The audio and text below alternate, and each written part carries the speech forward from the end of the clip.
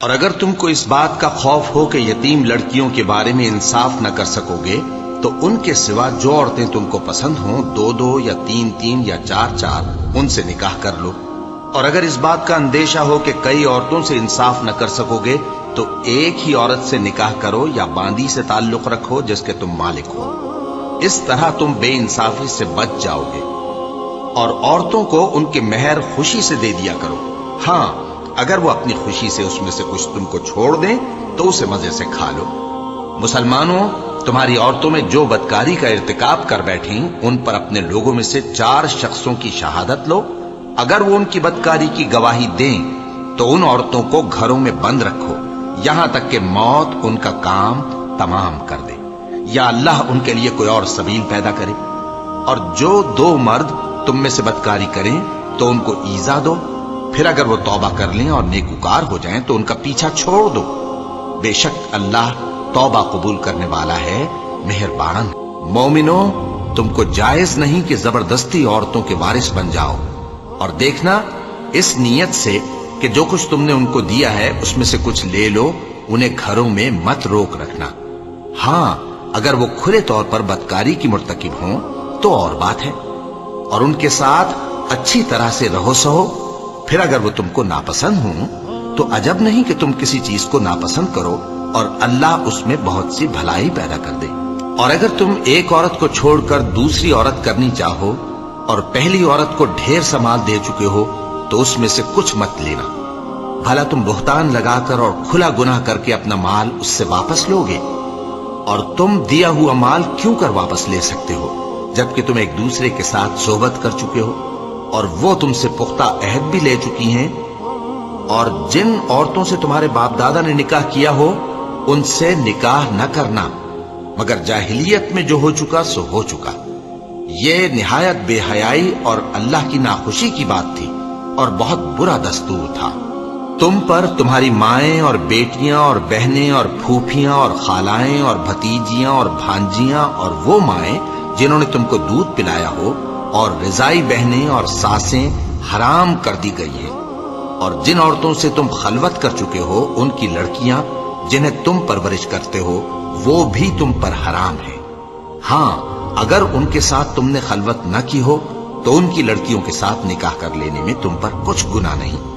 اور تمہارے صلبی بیٹوں کی عورتیں بھی اور 2 بہنوں کا اکٹھا کرنا بھی حرام ہے، مگر جو ہو چکا سو ہو چکا۔ بے شک اللہ بخشنے والا ہے، بڑا مہربان ہے۔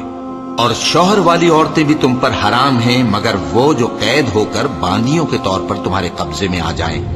یہ حکم اللہ نے تم کو لکھ دیا ہے، اور ان محرمات کے سوا دوسری عورتیں تم کو حلال ہیں، اس طرح سے کہ مال خرچ کر کے ان سے نکاح کر لو، بشرطے کہ نکاح سے مقصود عفت قائم رکھنا ہو نہ کہ شہوت پرستی۔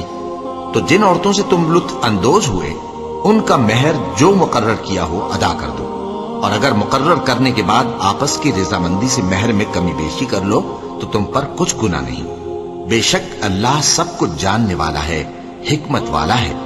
اور جو شخص تم میں سے مومن آزاد عورتوں سے نکاح کرنے کا مقدور نہ رکھے تو مومن باندیوں ہی سے جو تمہارے قبضے میں آ گئی ہوں نکاح کر لے، اور اللہ تمہارے ایمان کو اچھی طرح جانتا ہے۔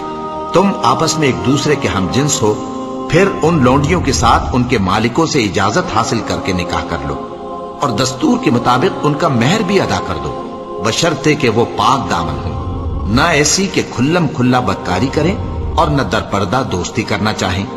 پھر اگر وہ نکاح میں آ کر بدکاری کا ارتکاب کر بیٹھیں تو جو سزا آزاد عورتوں کے لیے ہے اس کی آدھی ان کو دی جائے۔ یہ باندھی کے ساتھ نکاح کرنے کی اجازت اس شخص کو ہے جسے گناہ کر بیٹھنے کا اندیشہ ہو، اور یہ بات کہ صبر کرو تمہارے لیے بہتر ہے، اور اللہ بخشنے والا ہے، مہربان ہے۔ اور جس چیز میں اللہ نے تم میں سے بعض کو بعض پر فضیلت دی ہے اس کی تمنا مت کرو۔ مردوں کو ان کاموں کا ثواب ہے جو انہوں نے کیے، اور عورتوں کو ان کاموں کا ثواب ہے جو انہوں نے کیے، اور اللہ سے اس کا فضل و کرم مانگتے رہو۔ کچھ شک نہیں کہ اللہ ہر چیز سے واقف ہے۔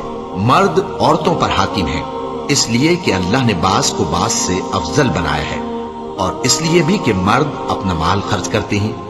تو جو نیک بیویاں ہیں وہ فرمانبردار ہوتی ہیں، اور ان کے پیٹ پیچھے اللہ کی حفاظت میں مال و آبرو کی خبرداری کرتی ہیں، اور جن عورتوں کی نسبت تمہیں معلوم ہو کہ سرکشی اور بدخوئی کرنے لگی ہیں تو پہلے ان کو زبانی سمجھاؤ، اگر نہ سمجھیں تو پھر ان کے ساتھ سونا ترک کر دو، اگر اس پر بھی باز نہ آئیں تو زد و کوب کرو، پھر اگر تمہارا کہنا مان لیں تو پھر ان کو ایذا دینے کا کوئی بہانہ مت ڈھونڈو، بے شک اللہ بہت اونچا ہے، بڑا ہے۔ اور اگر تم لوگوں کو معلوم ہو کہ میاں بیوی میں انبن ہے تو ایک منصف مرد کے خاندان میں سے اور ایک منصف عورت کے خاندان میں سے مقرر کرو، وہ اگر صلح کرا دینی چاہیں گے تو اللہ ان میں موافقت پیدا کر دے گا۔ کچھ شک نہیں کہ اللہ سب کچھ جانتا ہے، سب باتوں سے خبردار ہے۔ اور اگر کسی عورت کو اپنے خاوند کی طرف سے زیادتی یا بے رخی کا اندیشہ ہو تو میاں بیوی پر کچھ گناہ نہیں کہ آپس میں کسی قرارداد پر صلح کر لیں، اور صلح خوب چیز ہے، اور طبیعتیں تو خود غرضی کی طرف مائل ہوتی ہی ہیں۔ اور اگر تم نیکوکاری اور پرہیزگاری کرو گے تو اللہ تمہارے سب کاموں سے واقف ہے۔